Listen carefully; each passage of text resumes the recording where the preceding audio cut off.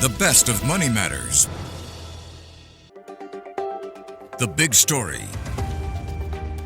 Welcome to The Big Story. I'm Hongbin Jeong. The Elections Department has just announced the changes to polling districts in 12 constituencies, marking another step in preparations for GE2025. Now, this is the third revision since GE2020, following previous updates in 2023 and 2024. And while these adjustments are largely administrative, aimed at improving voting efficiency and accessibility, they also provide insights into voter distribution and could play a role in shaping future electoral boundaries. Now, beyond logistics, though, these changes raise important questions. Could they signal upcoming constituency boundary shifts? What impact might they have on voters and political parties as Singapore heads into the next general election?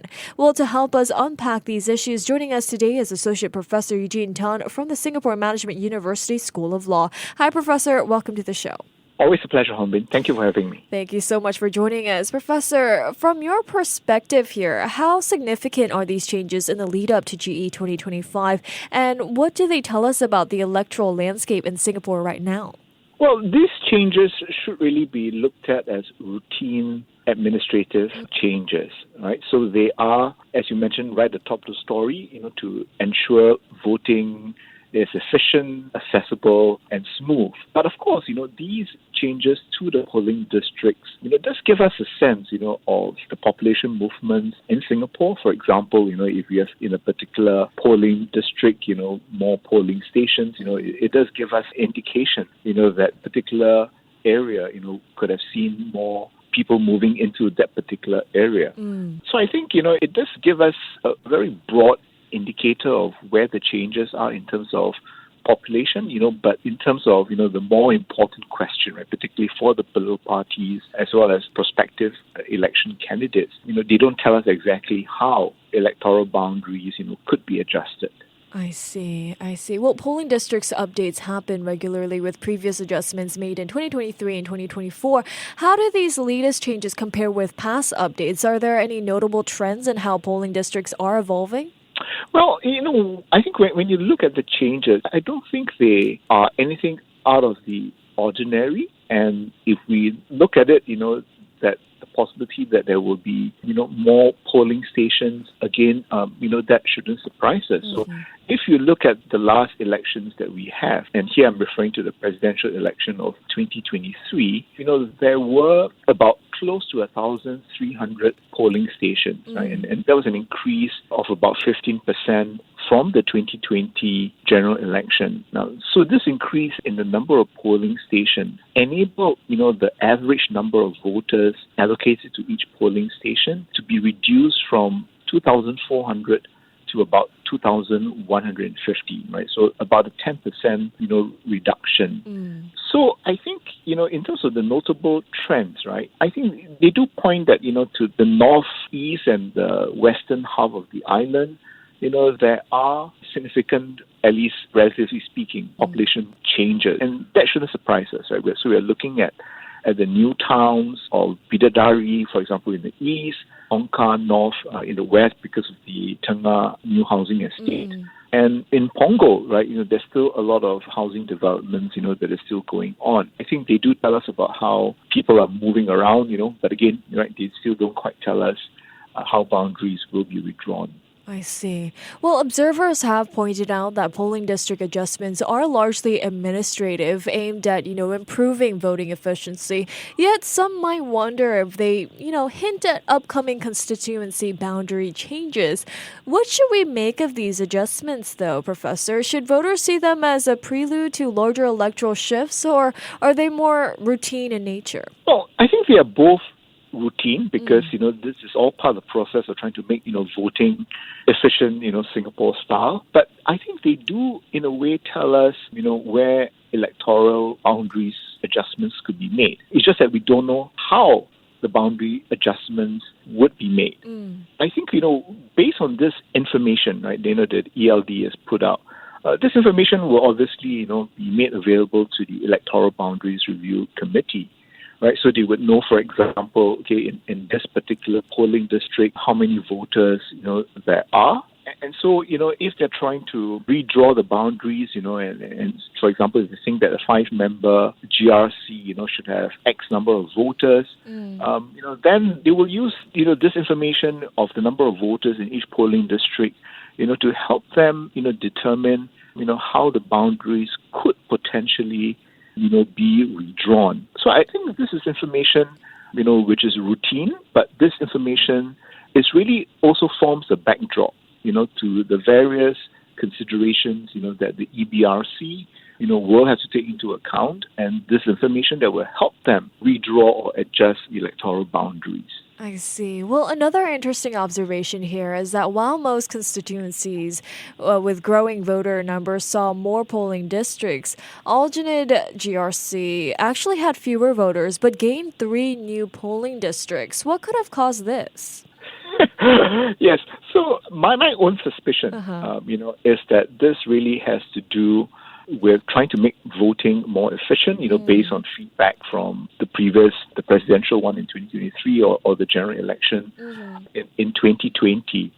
So I think, it may have to do with the layout of the land in those particular districts in Aljunied GRC, where to make voting efficient and accessible, the authorities, may have determined here, the elections department, may have determined that, having additional polling districts, would be helpful despite the overall numbers, within the GRC show having fewer voters than previously. But I wouldn't read too much into this particular increase in the number of polling districts, for Aljunied GRC. I see. Well, we've also seen that some constituencies like East Coast GRC and Sengkang GRC now have voter numbers that don't align with past EBRC considerations on voter to MP ratios. Do you think this suggests that boundary changes are likely in these areas? Yes, so the voter to MP ratio, is something that the EBRC pays particular attention to, right? And so this is the idea of how many voters is an MP going to serve, in a particular electoral division, right? Whether you're talking about GRC or a SMC. And the whole intent, is to ensure that on average, each MP, will roughly have the same number of voters, right? So this could, I think the current ratio is about 1 MP to about 29,000 voters. So obviously, when the voter to MP ratio is not aligned, so I think, there are indications, for example, that Sengkang, being a 4-member GRC, has more voters than East Coast GRC, which is a 5-member GRC. So that would mean that, if we keep to the current boundaries, then you have the usual situation of Sengkang MPs, in a way having to do more work, if I could put it that way, because they have many more voters than a larger GRC has. So obviously, one implication is that, there could be boundary changes. But if you look at past practice, the EBRC is also very mindful not to adjust the electoral boundaries of constituencies that are held by the opposition. And I think that that's also a very important thing, that the EBRC is taking into account. But certainly, if we just look at East Coast GRC on its own, then I think, it does suggest that East Coast GRC, will likely see boundary adjustments, right? So we don't know whether, for example, it could go down to being a 4-member GRC, or if they need to maintain it as a 5-member GRC, then there could be the need, for East Coast GRC to cover, a larger area, right? And with a larger area, that would result in more voters, and so that would help to keep voter to MP ratio within, appreciable limits. I see. Well, another major for these changes that was announced today is, of course, to ensure a smoother voting process here, Professor. With polling districts being redrawn and new polling stations added, how much of an impact will this have on reducing long queues and making voting more convenient? It will help to some extent when you have fewer voters assigned to a polling station. Then we are likely to see, queues moving faster. But one particular, electoral behavior, Hongbin, of Singaporeans, right, because polling day, is a public holiday, is that Singaporeans like to get voting done and out of the way. And because the thinking is in a way very pragmatic. Right? I get voting done. I have the rest of the day free to do whatever I want because it is a public holiday. So when polling stations open at 8 a.m., there will be long queues. And so even if we have more polling stations, if people still continue to want to vote, in the early hours, then I think, the peak will always be there, right? So obviously this means that when voters choose a peak period to go to vote, then obviously the time that they will have to spend at the polling station, will be longer. Whereas if they were to vote, during an off-peak period, then they will be processed, fairly quickly. So I think, the intention of the elections department is obviously, to make voting smoother process. But so long as you have voters, coming in large numbers, within a small time frame, then I think there will be delays. So voters have to decide what is it that they want. I see. Well, looking back at the 2023 presidential election, Professor, the number of polling stations was increased, reducing the number of voters per station. Should we expect a similar approach in GE 2025? And do you think this move now is an effective strategy for improving voter experience? Well, I think certainly when we look at the elections department, their whole intent is, of course, to ensure the integrity of the voting process, but also, that the voter experience is also generally positive, right? So they don't have to spend long hours queuing. They don't find, voting to be a significant challenge. So we can expect, in the general election this year, that there will be more polling stations, partly because the voter population has increased to about 2.7 million from 2.6 million in the presidential election of 2023. So I think, we will certainly see, more polling stations, although, right, the question of whether the number of voters per polling station will reduce, I think, it may not be significant, right? But as I mentioned earlier, we're looking at about 2,000 voters per polling station. And if you spread it over 12 hours of voting, there should be that bunching up, But if people all decide to go during the peak period, then the bunching up cannot be avoided. I see. Well, now let's look at the role of the EBRC. The committee was convened on January 22nd. And based on past elections, the boundaries report could be expected soon. What's your best estimate for when we might see it? And what should we be looking out for in that report, Professor? Well, Hongbin, it wouldn't be an estimate, or it'll probably be a guesstimate. So the EBRC, has now been in session for is close to a month, right? Tomorrow, would be a month, and it could take anything from a month, to several months, right, based on past practice. I think, the committee will probably release the report, and again, I must emphasize this really a guess on my part, probably sometime next month. Sometime next month, I suppose, that it will probably seek to be able to wrap up this work by this time, or rather by the end of March. And I think, as we can see from the polling districts information that was recently given out in the government gazette, all the information is actually available to them, in terms of how many voters are there in the current electoral divisions. And so, I think it's really a question now of, trying to redraw the boundaries, adjust them, in a way that reduces, the number of changes to the electoral boundaries, but at the same time, right, ensuring that the terms of reference that the Prime Minister had issued them, such as the voter MP ratio, the keeping the size of the GRCs to roughly the same, that all this, will require some time, for the EBRC to finalize. But I wouldn't be surprised if, let's say, the EBRC report would be out, by the end of March or even earlier. All right. Well, historically, opposition-held wards have seen fewer boundary changes. Do you anticipate this trend continuing? I think the EBRC would certainly would try its level best. I think they certainly don't want the elections to be preceded with accusations that boundary changes are to give an advantage to the ruling party over the opposition party. So I think it would probably be unwise or unrealistic to say that opposition held constituencies that their electoral boundaries will remain unchanged, because I think you could see that there is population movement.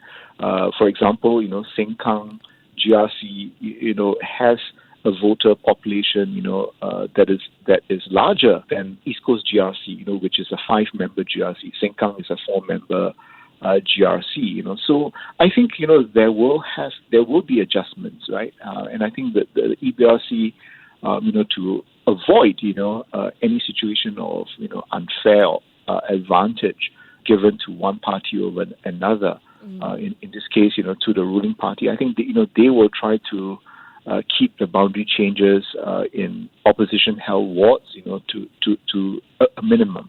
I see. Well, with Singapore's voter base steadily increasing, should we expect further structural changes, such as, more GRCs being restructured or new SMCs being carved out? Yes, I think that should be the assumption, that Singaporeans, should have with regard to how the EBRC is going to do its work. That we can certainly expect electoral boundaries changes, whether to GRCs or single-member constituencies, SMCs. And because the voter population base has increased, there may also be new seats, right? So currently there are 93 elected seats in Parliament. The population has increased somewhat, since the 2020 general election.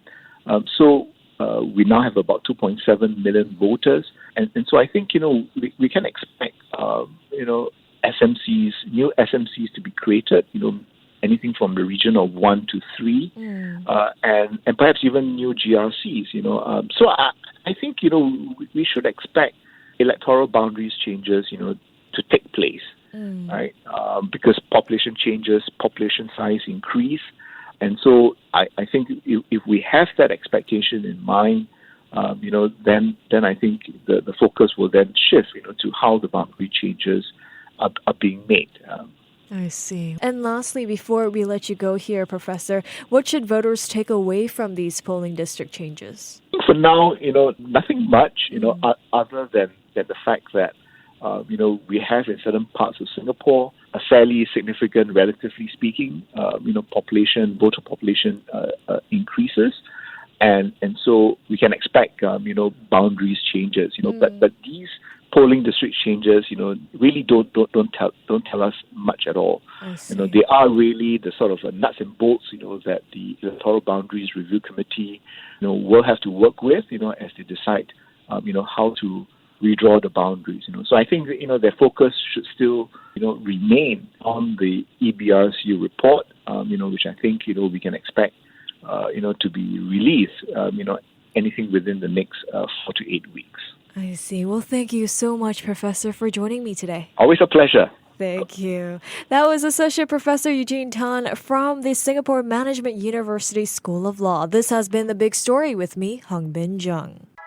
To listen to more great interviews, download our podcasts at audio.sg or download the audio app. That's AWEDIO, audio at the App Store and Google Play.